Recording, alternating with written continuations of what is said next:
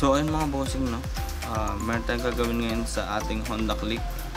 So ang gagawin natin is, ayan, magpapalit tayo ng pipe. Nakikita nyo naman siguro sa ating thumbnail. Ayan. So ayan yung mabili natin na bagong pipe. Budget meal lang, pero okay lang din naman siya. So ayan, Hero siya na Hero Racing na power pipe. Ayan, buksan natin siya mga bossing. So ayan siya.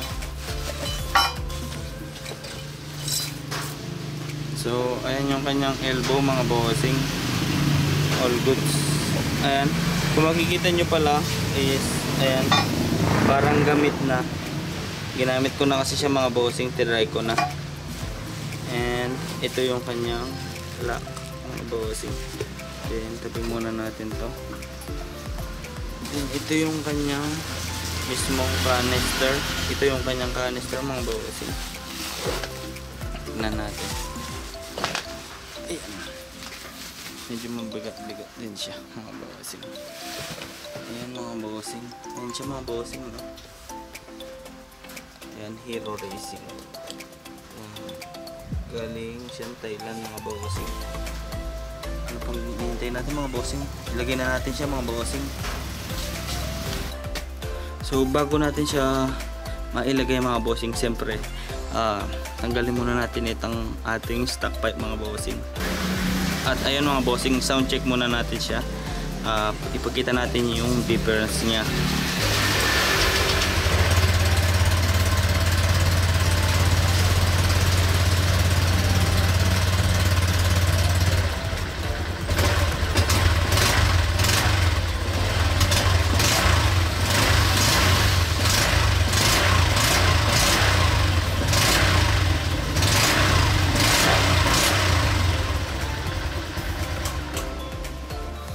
So ayun yung stock pipe mga bossing. So baklasin na natin ang ating stock pipe para mailagay na natin yung ating bagong power pipe mga bossing.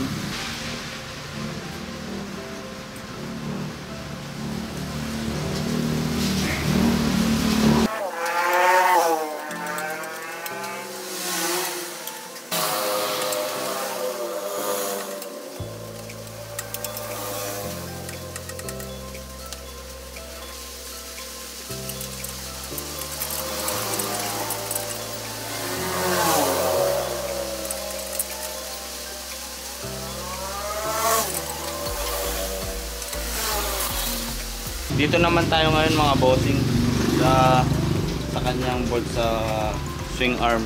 Dalawang bolts yan na 14mm mga bossing. So ayun, baklasin na natin mga bossing.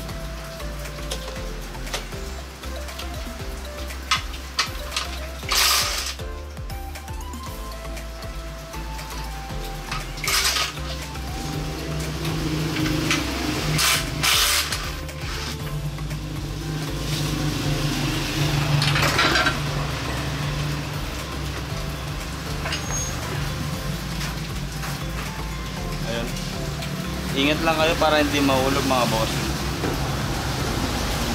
So tanggalin nyo ito, gagamitin natin mamaya ito mga bossing. Para to dito, ano yan, asbestos or cylinder exhaust gasket mga bossing. So ang una nating ilalagay mga bossing, ito muna ang kanyang elbow. Ayan yung kanyang elbow. And ito yung sinasabi kong gasket. Yan, lalagay natin siya dito. Ayan, ganyan siyang ilagay mga bossing. Para hindi siya sumingaw. Pag kasi hindi nyo nilagay ito mga bossing, baka sumingaw lang yung tambutso nyo. So lagyan natin siya ng gasket maker kahit konti lang. Para siguradong hindi siya sumingaw mga bossing.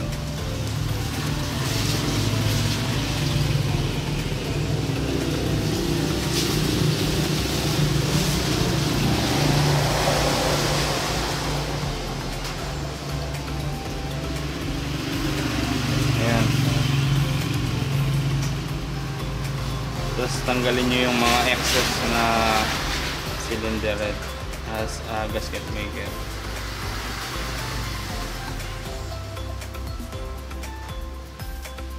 Ayan, pwede na yan mga bossing. Ayan siya. So ilagay na natin sa cylinder head.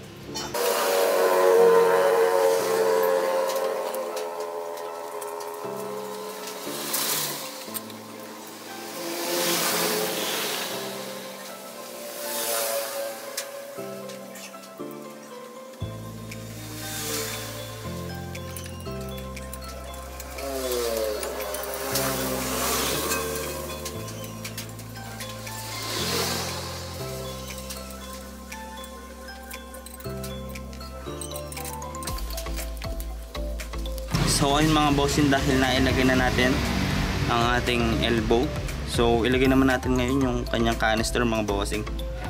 So ilagay na natin ngayon yung kanyang canister mga bossing.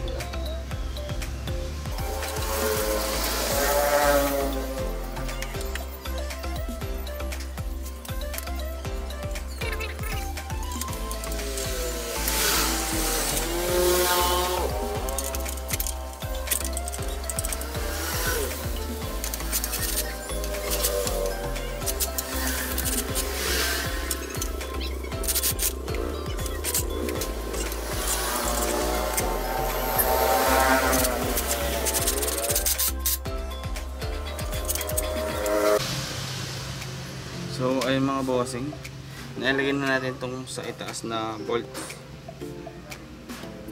Pero yung sa ibaba mga bossing, hindi siya nakalapat. Ayan o. Hindi nyo makita. Basta hindi mapasok tong bolts natin mga bossing. Ayan o. Ganyan lang siya. Hindi siya maikot. Hindi siya match or nagpapatapas ng konti yung elbow, parang ganun mga bossing. Pero kung ano lang, pwede na to kahit dito lang muna. Sa susunod ko na lang siya tatabasan dito sa kanyang elbow. So ayun mga bossing, na ilagay na natin. So higpitan ko lang ng kaunti yung sa kanyang cylinder head. At ngayon mga bossing, ilagay naman natin tong kanyang clamp. Ayan, para dito siya yung clamp niya.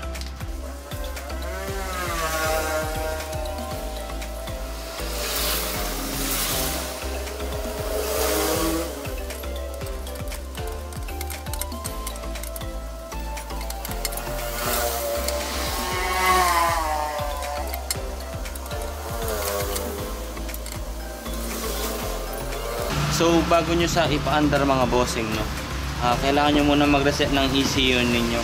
At dito nyo siya makikita, dito sa kanyang battery. So tanggalin ko muna yung takap ng kanyang lagayan ng baterya dito. Kailangan nyo lang ng screwdriver.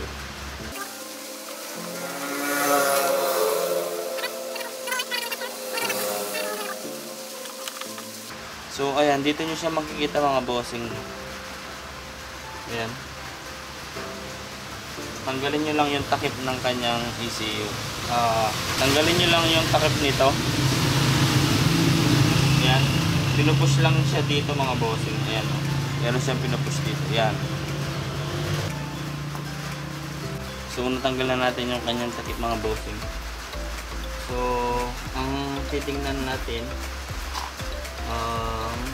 kulay na brown at green.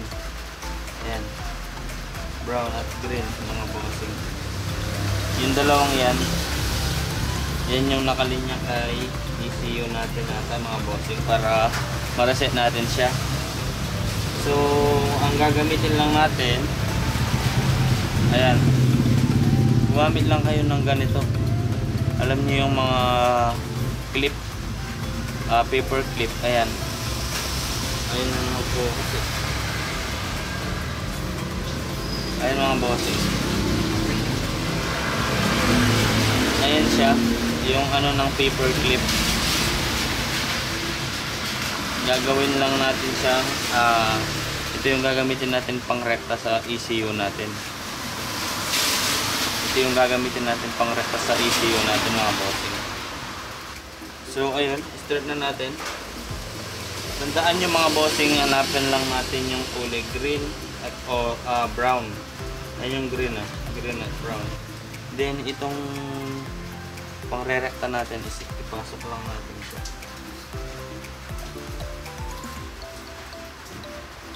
So katapos doon mga bossing, i-full throttle naman natin ngayon. Ayan, naka full throttle. And then i-open natin yung kanyang susian. So ayan siya mga bossing, no. Magbiblink siya ng mabilis. Tapos bigla yan babagal mga bossing. Ayan siya, oh. Ayan. So ayun, pwede niyang i-off yung susian. And then hugutin na rin yung kanyang ang ginamit natin na pang recta sa kanya mga bossing. Yan. And then all goods na nun siya mga bossing. Pwede na siyang isang check or gamitin mga bossing. So ayun, takpan na natin.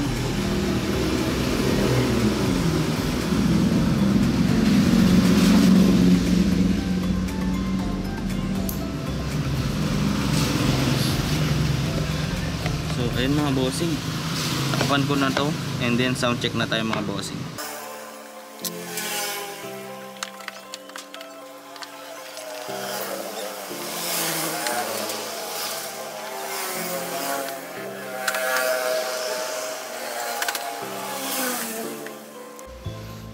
Ayan, sindiin ko na mga bossing. And then hayaan lang natin siya naka-idle ng 5 to 10 minutes mga bossing.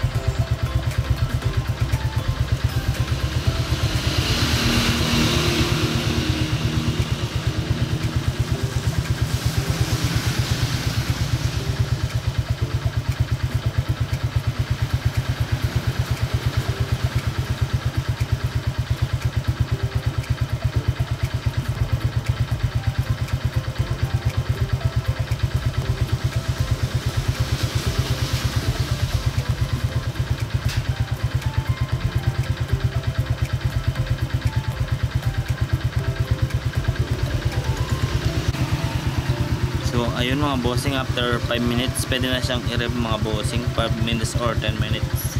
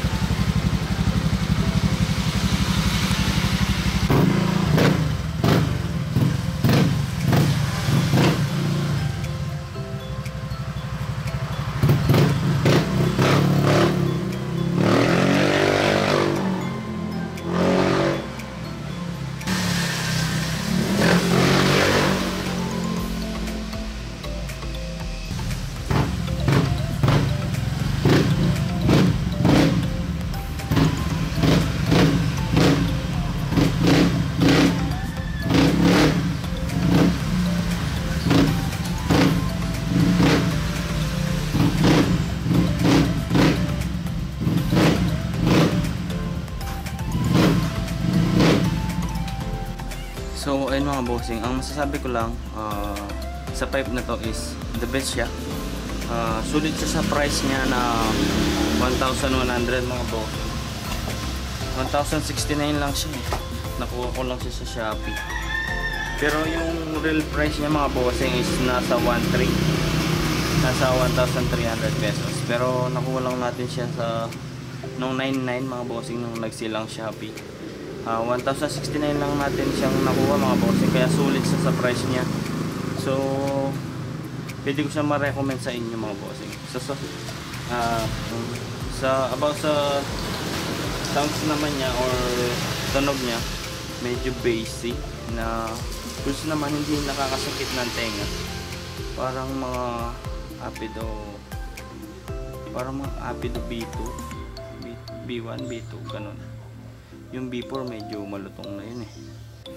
So ayun mga bossing, kung naghahanap kayo ng mga power pipe na kagaya nito at hindi pasok sa budget yung mga high end or Apido parang ganun, pwede na ito mga bossing. Marirecommend ko siya. Kaya kung sa inyo mga bossing, order na kayo. Nasa Shopee. Ililink ko na lang sa ibaba mga bossing. So ayun mga bossing, mukhang dito na tayo magtatapos. And I'm Orange Pama TV and I'm signing off in just 3, 2, 1.